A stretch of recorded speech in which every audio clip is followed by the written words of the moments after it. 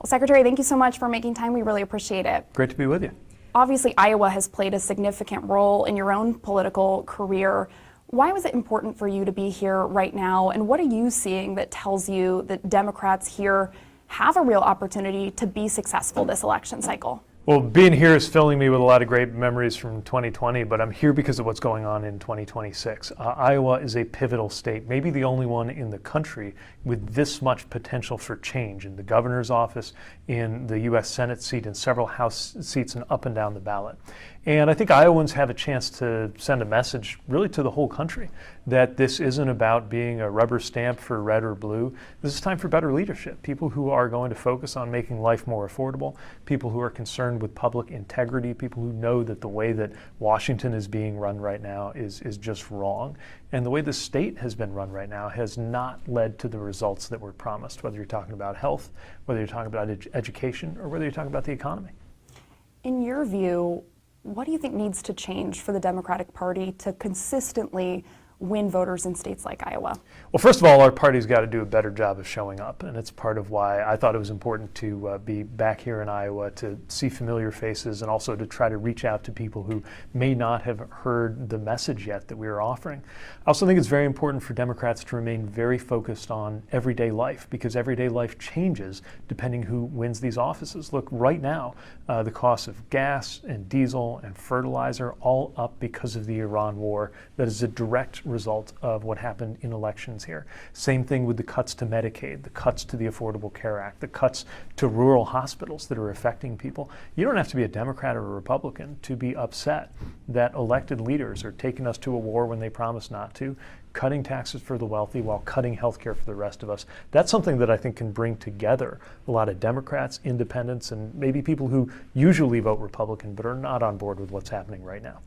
How do you earn trust beyond the message? How do you get it to resonate with voters and trust that the message actually turns into policy?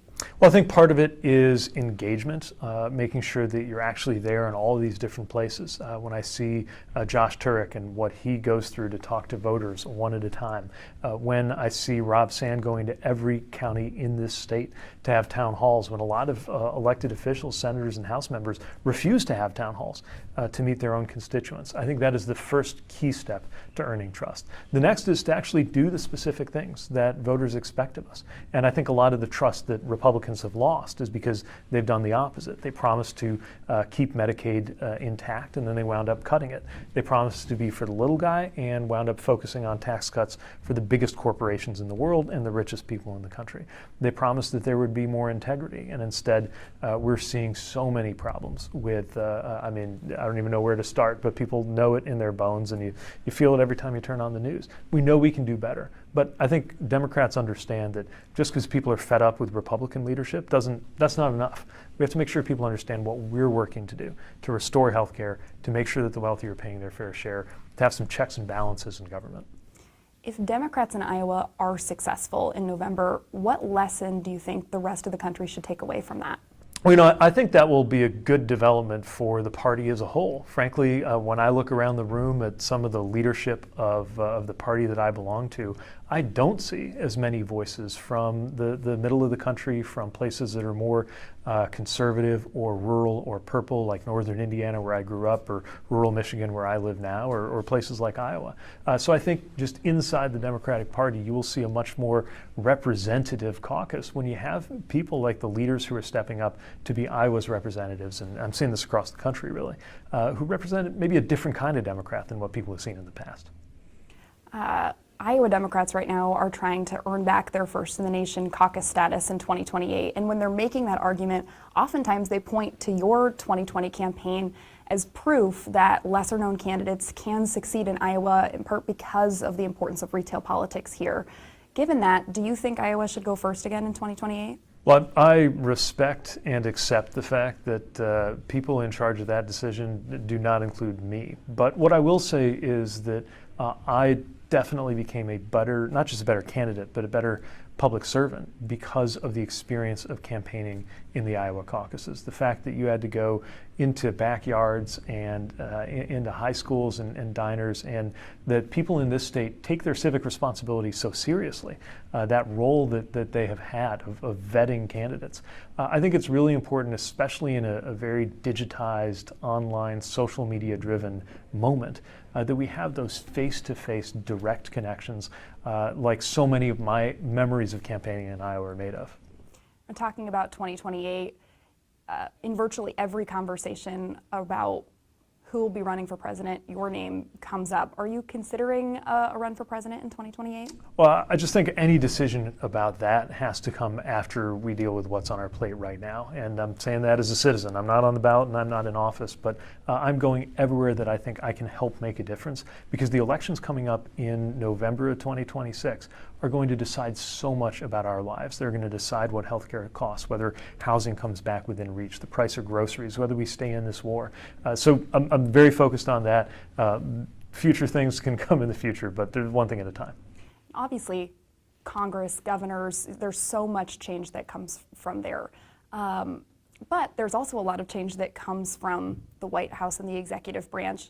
2028's far, but not that far. Whether or not you decide to run, do you think anyone who's hoping to be the Democratic nominee needs to be doing the type of work you're doing now, traveling the country, listening to voters in order to be successful in 2028? Well, speaking for myself, I think it's really important for somebody who has a national audience to really make yourself useful. That's what I'm trying to do, getting out to different places where there are candidates and causes that I believe in. And anybody who wants to run in the future, I think, has to be very focused about painting a picture of that vision and doing a lot of listening as well as speaking. But again, obviously so much depends on the presidency and having better leadership. That's why we're in a war right now. That's why our economy got turned upside down with tariffs. But you don't have to wait for the next presidential election to make a difference. So much is on the ballot right now. And that's part of what I'm trying to remind people everywhere I go, just how much is at stake in these 2026 elections. And finally, back to 2026. There are a lot of Iowa voters. You look at the Obama to Trump counties, Iowa has the most in the country. Voters who trusted Democrats and then in the last several election cycles have moved away. There are some of those voters that are watching this interview. What do you want them to know about why you believe they should give the Democratic Party candidates like Josh Turek, Rob Sand, another shot this election cycle?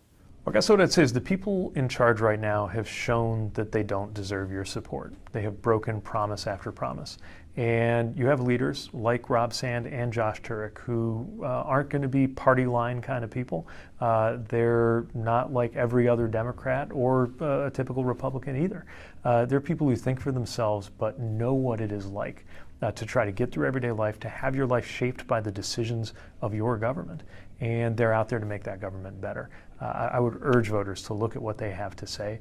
This is a chance to have more balance and, frankly, just more common sense in our government. Well, thank you so much for making time to chat. We really appreciate it. Thank you. Great to be with you.